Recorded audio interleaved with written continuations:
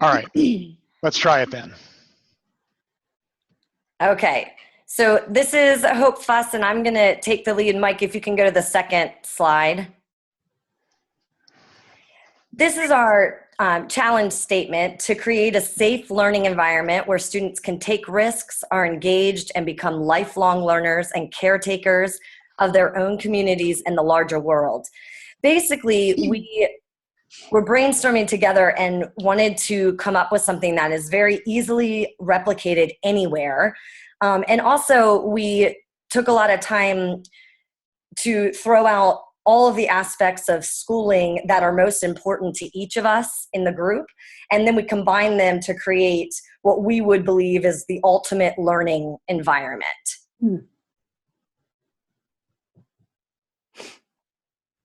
Our team, those are our names there. We have 2 of our team members are at conferences this week, so they couldn't join us tonight. Sarah and Jamie are here with us in spirit while the others of us run the show.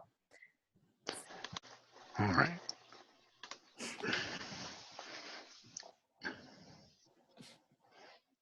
This is Darrell Hauk, and one of the most essential things that we felt was important to all student learning was social emotional learning, which is the ability to monitor one's own and others' feelings and emotions, to discriminate among them, and to use this information to guide one's thinking and actions. And as you'll see, one of our big thoughts across this whole process is creating a model where even big schools can feel like small learning environments. Next slide, Mike.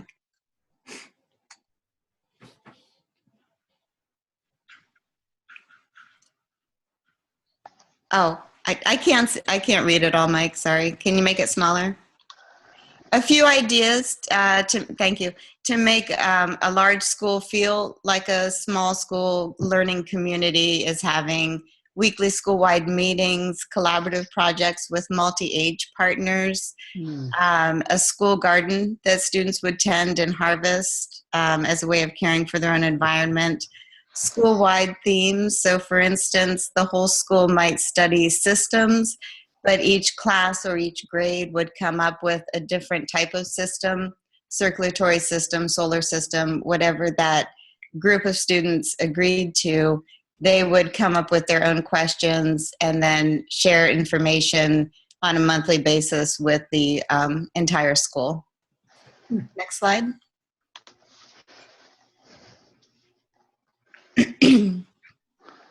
And this is just part of social emotional thinking. What if we taught students how to think instead of what to think?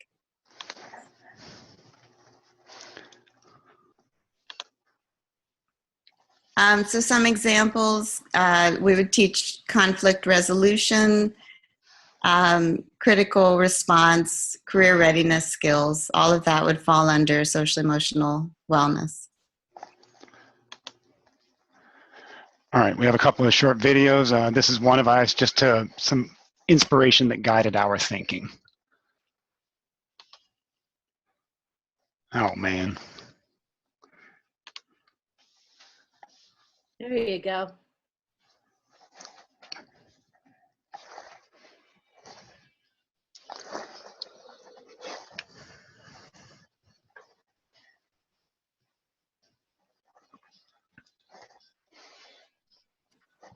Can you turn your sound up?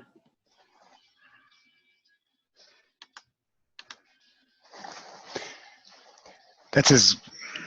Okay. It's okay.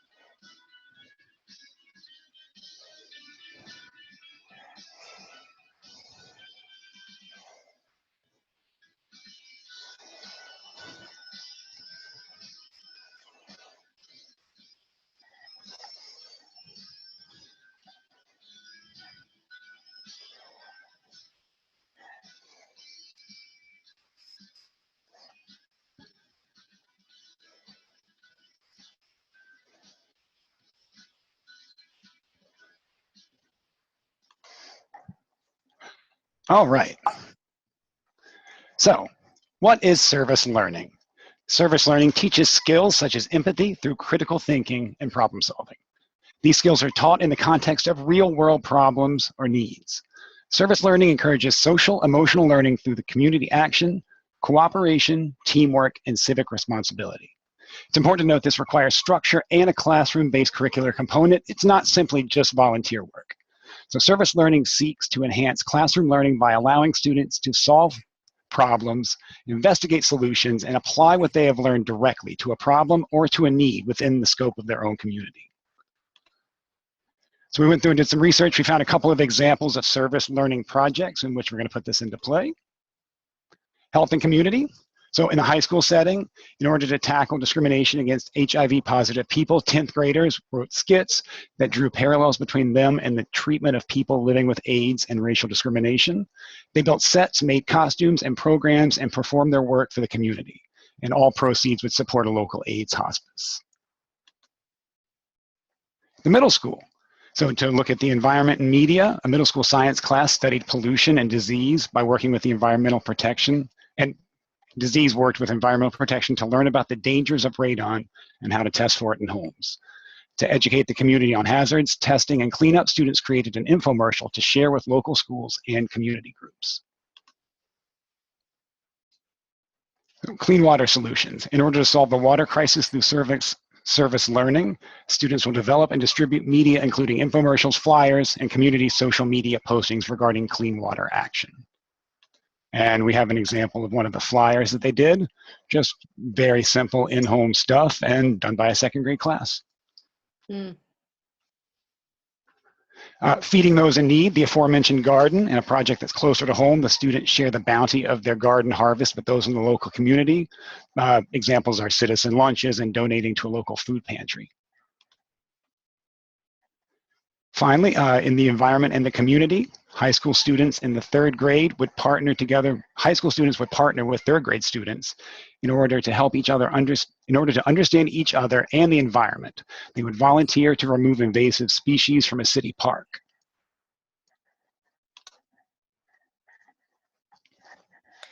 So for the structure of our ideal school, we took from the Acuff and Greenberg book, Turning Learning Right Side Up. And I just listed there some of the ideal environment for learning characteristics that they list in that text. And the one I'm going to speak to most is about feedback and evaluation, that we would really be proponents of mastery learning in our school, where every student has personalized learning plans and the curriculum is on a timeline of giving feedback. Then students make corrections, or if they have already mastered it, they're given enrichment in whatever place they are in the curriculum. And then they have an assessment, not the types of assessments that we talked about earlier today, but formative assessment that truly shows transfer of knowledge learned. And then when a student can show that they have learned what they are supposed to learn, they've mastered that, and they move on, not because of their age, but because of mastering the concept and being interested in moving on to the next learning experience. Really trying to get to that flow place with our students, where students feel completely in control of themselves and their learning, and they can accomplish great things.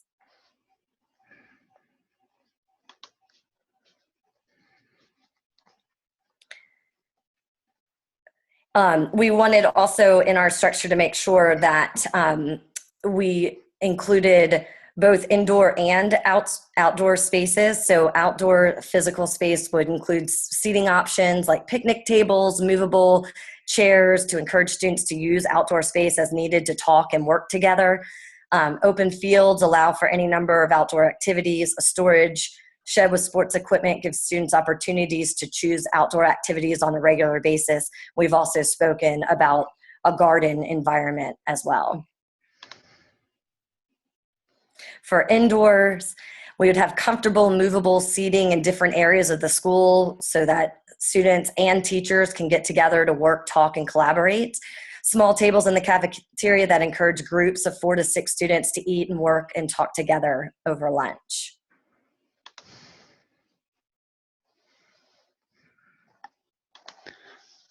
All right, and I believe to close it out, we have an example of a blended learning environment at the secondary level.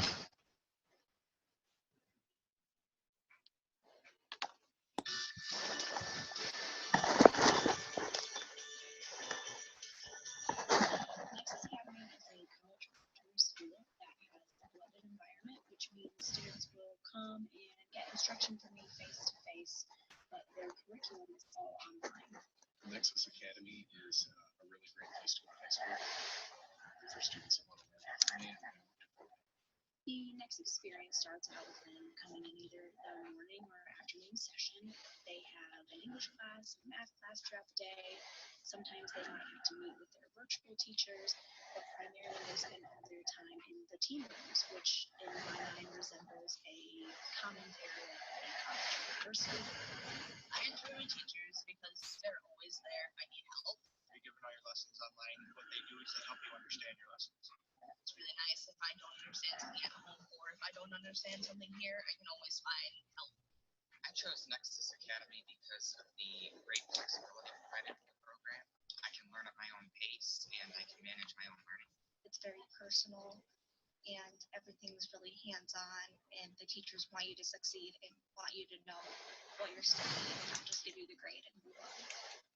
My success coaches really helped me by coming over and talking with me to make sure that I have everything I need done, and they plan out little schedules for you too if you need help with that. Students at Nexus Academy really have an opportunity to prepare themselves for the next step after high school through their individualized learning experience here. I get to sit with the students individually and in small groups. It's very personalized and in a professional setting. I wasn't able to spend as much time with them. Also, the fitness area is another great feature of this that just I wouldn't have gotten in a traditional school. A lot of the fitness stuff that we do will be helpful later in life. The role of fitness here at Nexus Academy is to supplement their education, wellness, exercise, nutrition. It helps develop their cognitive health. The brain is simply healthier. A healthier brain via exercise is a brain that has a higher capacity to learn. For a Nexus student, the experience is very individualized, very independent, and has a lot of freedom. These students already understand time management, prioritization of their coursework. You really have to learn how to study yourself and how to go over material and learn it, which is a lot what college is like. And that's something that I'll be using for the rest of my life. That stuff that I'm learning here. Our counselors and success coaches are always working to find outside opportunities for them, whether it's jobs or internships, and to just get them prepared for what's next. I like being that other option that gives an independent, motivated, excellent learner the opportunity to grow and excel and really enjoy their high school experience.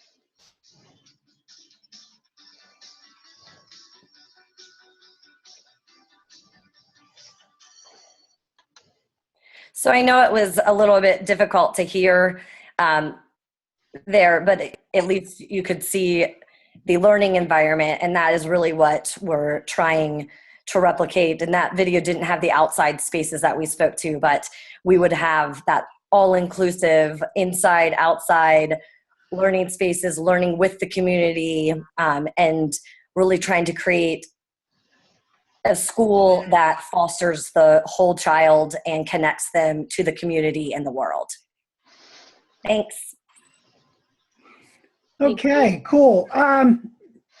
So, and I think you started answering this towards the end. I was very curious about the idea of where, if you're going to have intergenerational learning, I'm going to make that assumption that intergenerational learning is important to create this sense of community, to understand different ages, different points of view. Is that part of that concept? Yeah, it is. It's part of building a community of learners, creating empathy for people who think differently, people of different, I think, emotional levels. We were looking at middle school and high school because this kind of learning environment seems to be more common in elementary schools. But we said, what if we take that and apply it to a secondary environment instead? Yeah, and so what would happen then is, and I'm curious about something to think about when you come up with your final product. Again, as I'm saying to all of you, what's the day in a life look like? So, for example, and I think you start talking about this even as we were watching that last video. Does this then utilize? Does the school become the community? So it's something I want you to think about, because it looks like a lot of the service learning deals with, what Otto Scharmer was talking about in terms of developing open mind, open heart, and open will, and developing an empathetic sense of self and empathy towards other people as a major component of that. And if that is a driving force, then how do you integrate that in that begins to change the traditional structure of, since you're focusing on middle school and high school, how does that change that? How does the pattern of work change for both kids and adults within your environment? So something to think about as you're building out the final presentation. This is Catherine. I actually have a suggestion. I think it would be very helpful if the team can really point out what's the difference between your model and the last video. Good. Yeah, it's good. I think it was touched on there at the end as well, that the last model was a piece of our learning. I think part of our learning was to get out and into experience. The last video was very centered around the classroom and the building environment. But this is learning by doing and by participating and by empathizing and a school is part of the community, and that's the thrust. It's not just a building in the middle of the neighborhood. The school is the community, and the students are the citizens, and we learn by participating in the world and the community around us. Great. And this is Catherine again. I think our mobile lab, we can customize some of our mobile lab to fit your need. Yes, we're already creating a business venture together. And you can send some of your kids on the ship. Yeah, there you go. Really, I'm dead serious about this. The interconnectedness of these, unless you guys have a conspiracy to do this, it's interesting how there is great linkage, between your thinking in terms of the teams. And it's not that crazy what you're talking about, because actually, the kids that would come out of your model here would be, prime candidates for Team One's, ship. And dealing with other cultures and developing empathy for other cultures and working with that. So that's what I'm saying. It's not that crazy. Even the job model one. Yeah. In other cultures, what jobs are available, and having people from the industries in that country come out and say, you need to know this, this, and this to participate in this working environment. And doing it in the U.S. the same way.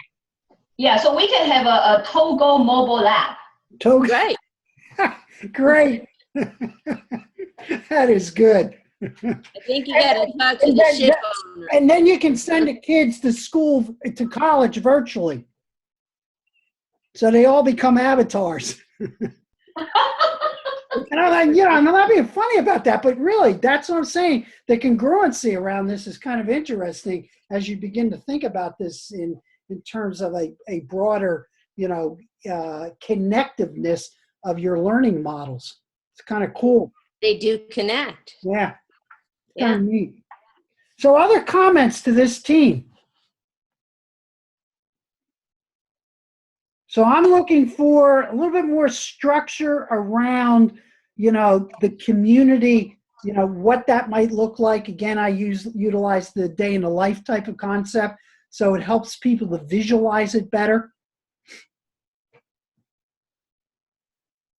And then the other question, and this is for all the teams, the other question is, what type of leadership process is going to be necessary, to carry out your teams? So that's something else I think you guys need to think about also. Because I'll tell you right now, if you look at some of the leadership in some schools presently, there's no way in heck your models would work.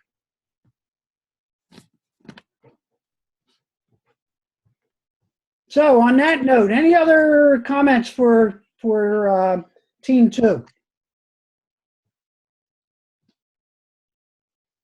So if not, I am going to turn off the recording.